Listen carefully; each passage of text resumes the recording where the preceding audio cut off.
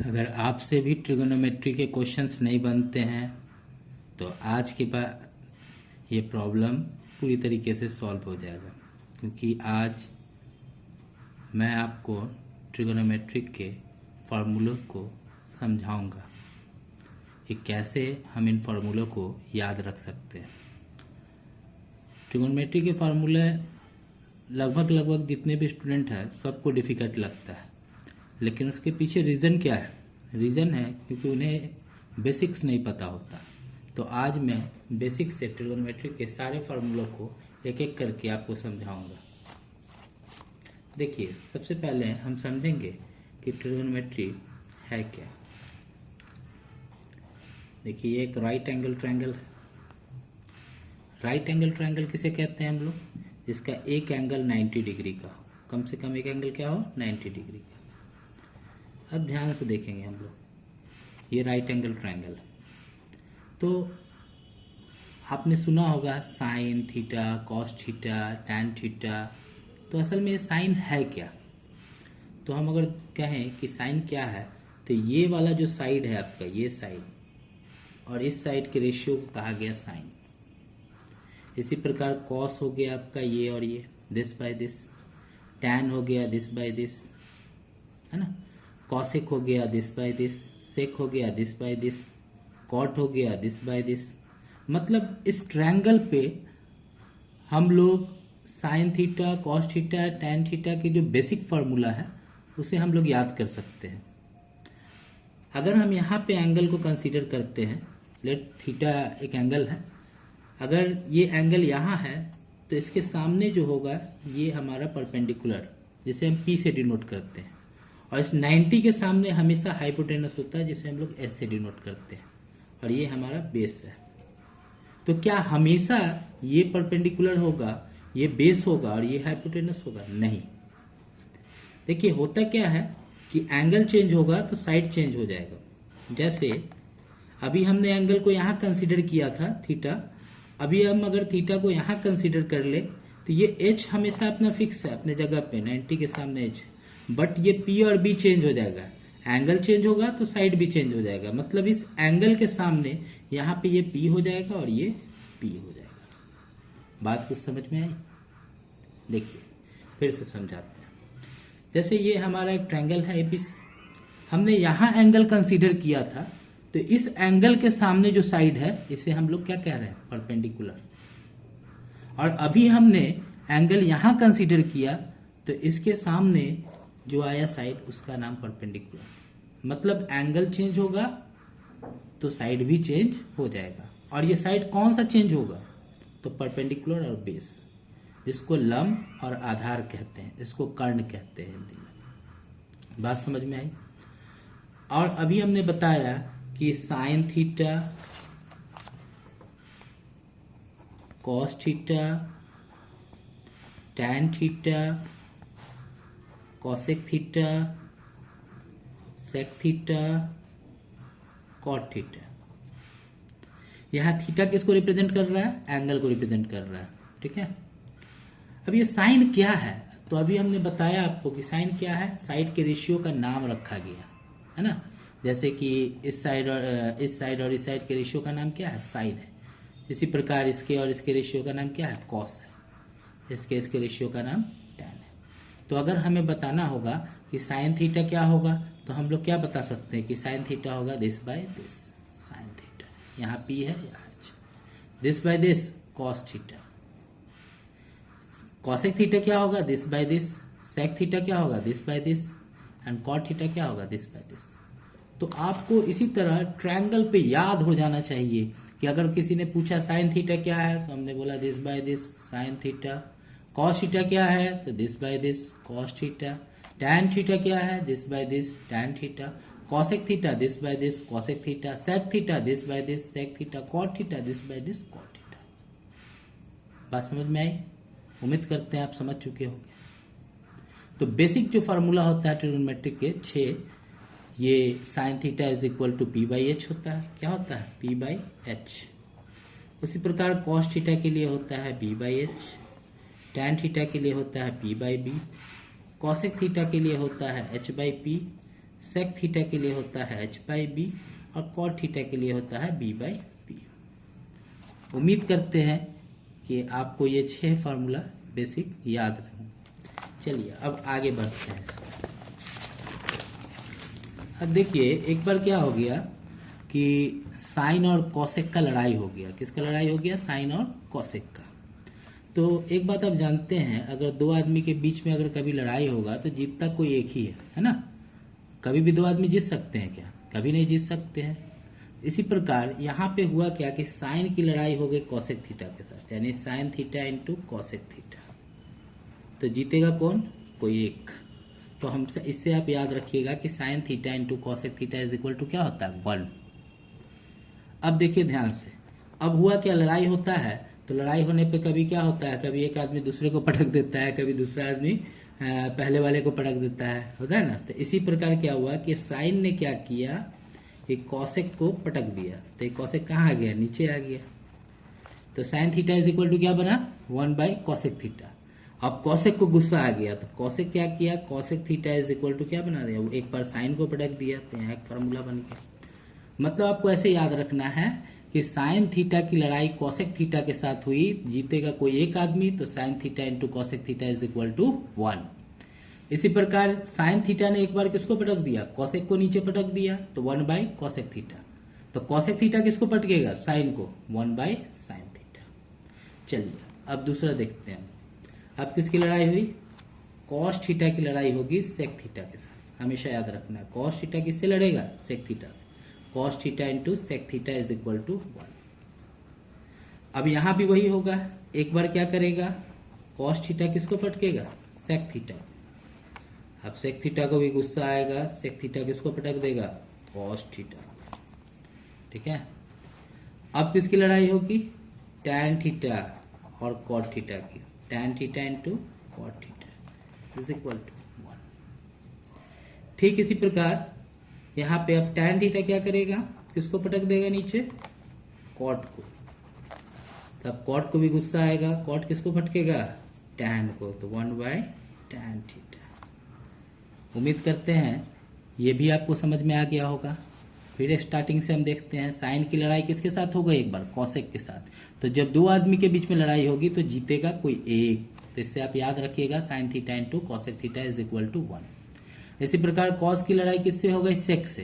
तो cos theta into sec theta is equal to 1। इसी प्रकार टैन की किससे लड़ाई हो गई? कॉट थीटा से। तो tan theta into cot theta is equal to 1। याद रहेगा। चलिए अब आगे बढ़ते हैं, हम लोग कुछ और फार्मूला देखते हैं। देखिए एक पाइथागोरस सुने होंगे आप, पाइथागोरस थ्योरम। तो आपको याद होना चाहिए कि उसमें हम लोग क्या पढ़े थे? H square is equal to P square plus B square, होता है ना। एच पी बी इस सब से तो वाकिफ़ होंगे। जैसे कि अभी हम फिर बना के फिर भी आपको बता देते हैं। जैसे राइट एंगल ट्रायंगल है, राइट एंगल ट्रायंगल में पाइथागोरस नाम के एक मैथमेटिशियन ने बताया, क्या बताया? बताया कि ये जो साइड है ये सबसे बड़ा है और ये दोनों छोटा है। तो इन दोनों छोटा वाले साइड का अगर स्क्वायर कर दिया जाए तो बड़े वाले स्क्वायर के सम के बराबर होता है। यानी छोटा वाला दोनों स्क्वायर का सम कर दिया जाए तो बड़े वाले स्क्वायर के बराबर होता है। इसी को बोला जाता है पाइथागोरस थ्योरम। 10th क्लास में इसको प्रूव करना भी सीखेंगे हम लोग, ठीक है। तो ये बहुत इम्पोर्टेंट है, आपको स्टैंडर्ड 8th क्लास से ही इसका यूज़ देखने को मिलता है ना। और दिखने में छोटा सा है, बट इसका यूज़ बहुत है। अभी आप देखेंगे कि हम लोग इससे बहुत सारे फार्मूलों को जो है अभी हम लोग डिराइव करेंगे, देखेंगे हम लोग। तो सबसे पहले हम क्या करते हैं कि यहाँ पे लिखा है H square is equal to P square plus B square. देखिए हम क्या करते हैं कि ये जो एच स्क्वायर है हमको अच्छा नहीं लग रहा है यहाँ पे, हम सोच रहे हैं इसको हम हटाएं एच स्क्वायर। इसको हटाने के लिए क्या करेंगे? तो स्वाभाविक बात है, मैथ में हमको रूल पता है कि अगर किसी चीज़ को हटाना है तो सेम चीज़ से उसे क्या करना होगा? डिवाइड करना होगा, तभी हम लोग इसको हटा सकते हैं यहाँ से। तो अगर हम एच स्क्वायर से इधर अगर डिवाइड करते हैं तो रूल है कि जब भी डिवाइडिंग होगा तो बोथ साइड होगा, दोनों तरफ होगा, किसी एक साइड आप नहीं कर सकते। तो इसका मतलब यहाँ डिवाइडिंग क्या करना होगा? Both side by H square. तो यहाँ पे हम लोग दोनों तरफ एच स्क्वायर से डिवाइड करेंगे, तो H square by H square, इधर हो गया P square plus B square by H square.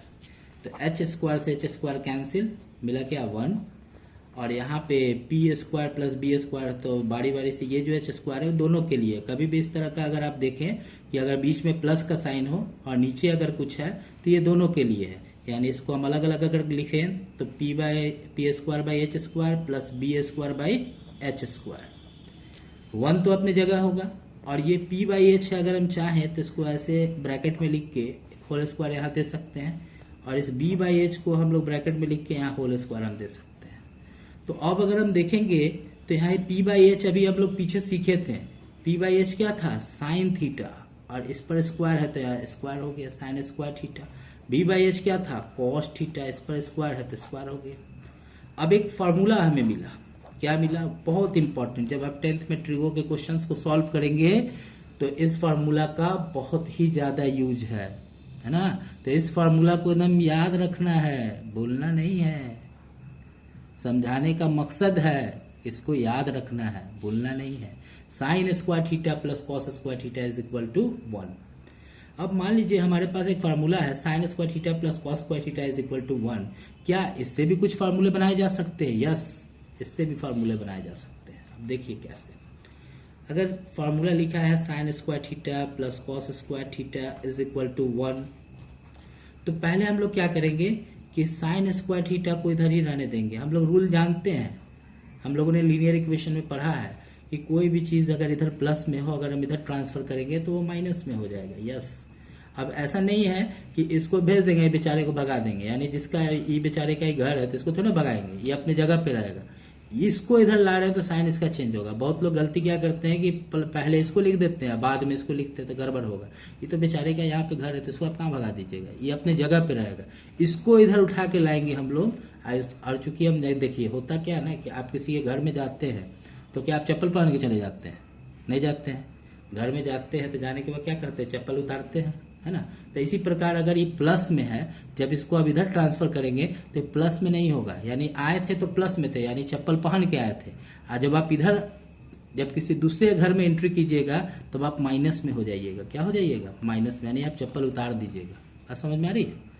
यानी जब आप किसी के घर जा रहे हैं तो घर जाने समय क्या होता है, हम लोग चप्पल बाहर उतार देते हैं तब अंदर एंट्री करते हैं। तो उसी प्रकार इस घर में आने के लिए, यहाँ से यहाँ आने के लिए, अंदर एंट्री करने के लिए हमको क्या करना होगा, पहले चप्पल उतारना पड़ेगा, तभी हम घर में एंट्री कर सकते हैं। तो साइन स्क्वायर थीटा बराबर क्या हो जाएगा, 1 माइनस कॉस स्क्वायर थीटा। अब देखिए, फिर हम लोगों ने एक रूल ये भी पढ़ा है कि अगर स्क्वायर हटा दिया जाए तो क्या चढ़ जाता है, रूट।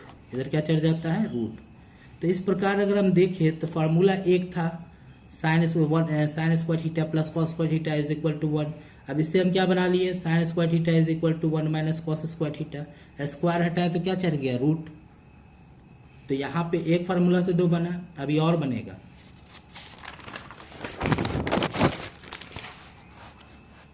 अभी देखिए, अगर इसी चीज़ को एक बार हम फिर लिख देते हैं, sine square theta plus cos square theta is equal to 1। अब इसी चीज़ को यहाँ हम देखेंगे कि इस बार हम क्या करेंगे, पिछले बार तो साइन को भेजे थे, पिछले बार किसको भेजे थे, कॉस को भेजे थे। तो इस बार हम किसको भेजेंगे, साइन को। तो कॉस स्क्वायर थीटा अपने जगह होगा, 1 अपने जगह, इस 1 को यहीं रहने देना है। ऐसा नहीं, बहुत बच्चे गलती करते हैं। बहुत बच्चे क्या करते हैं कि पहले अगर बोल दिए कि पहले भेजना है तो क्या करेंगे कि पहले कॉस को इधर ट्रांसफर कर देंगे या साइन को कर देंगे, तो ये गड़बड़ हो जाएगा। ये 1 लिख लेना है पहले, जो इधर है वो अपने जगह पे रहेगा, उसमें कोई चेंजिंग नहीं होगा। ये उठ के जाएगा, ये वाला पार्ट इधर, ये कहीं नहीं जाने वाला, ये जहाँ है वहीं रहेगा, इसको इधर आना पड़ेगा। बात समझ में आ रही है? तो प्लस साइन स्क्वायर इधर आके क्या हो जाएगा, माइनस साइन स्क्वायर थीटा, है ना।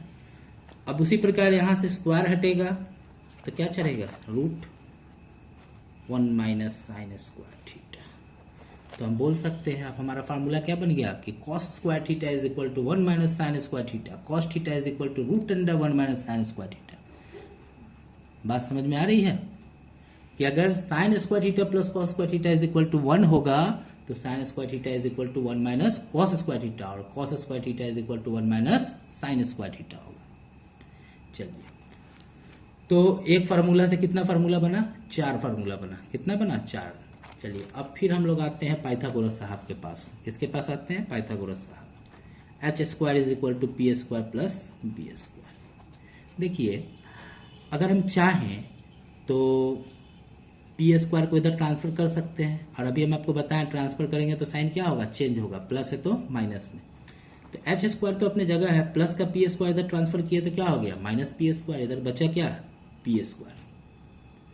अब ध्यान दीजिए बी स्क्वायर बेचारा क्या हो गया? अकेला हो गया। अगर ये पी स्क्वायर उठ के इस घर में चला आया, पहले पी स्क्वायर इसी घर में रह रहा था, ठीक है, लेकिन अब इसको मन किया कि नहीं अब यहाँ से उठ के हम कहाँ चले जाए? इधर आ जाए। तो बेचारा उठ के इधर चला आया, तो बी स्क्वायर बेचारा क्या हो गया? अकेला हो गया। अब जब ये अकेला हो गया तो अब अकेला होने का मतलब एक, तो इसका मतलब इसको क्या बनाना होगा? वाकई में जो ऊपर ऊपर जो दिख रहा है ये सबको भी हटा देना होगा, बेचारे को ये बी यू सब हटा देना होगा। इसको क्या करना? अकेला, क्योंकि इसका जो साथी था उठ के कहाँ चला आया? इस घर में चला आया। बात समझ में नहीं? जब पहले दोनों साथ साथ थे, अब ये बेचारा क्या है, इसको क्या मन में आया कि उठ के ये इधर चला आया। तो जब ये इधर चला आया तो ये बेचारा क्या हो गया? अकेला हो गया। अकेला मतलब एक। तो इसको एक बनाने के लिए हम क्या करेंगे? अगर बी स्क्वायर से अगर हम डिवाइड कर देंगे तो क्या बन जाएगा? 1 बन जाएगा, है ना। तो बस वही करते हैं हम लोग, H square minus P square by B square. इधर क्या हो गया? B square by B square. अभी बी स्क्वायर से बी स्क्वायर क्या हो गया? कट गया एक बार में। अब हो गया अकेला 1 सिंगल। अब यहाँ पे ये जो बी स्क्वायर अभी हम आपको बताए हैं कि ये दोनों के लिए, इसके लिए भी है इसके लिए भी है, तो दोनों को फिर सेपरेट करते हैं। H square by B square minus P square by B square, और इधर क्या बचा? 1। अब देखिए अभी बताए थे हम आपको कि ये दोनों स्क्वायर है, अगर हम चाहें तो एक ब्रैकेट में इसको लिख सकते हैं, एच बाई बी का whole square minus P by B का whole square is equal to 1। और अभी हम लोग पीछे पढ़े हैं एच बाई बी क्या होता है? सेक थीटा, और इस पर स्क्वायर है तो सेक स्क्वायर थीटा।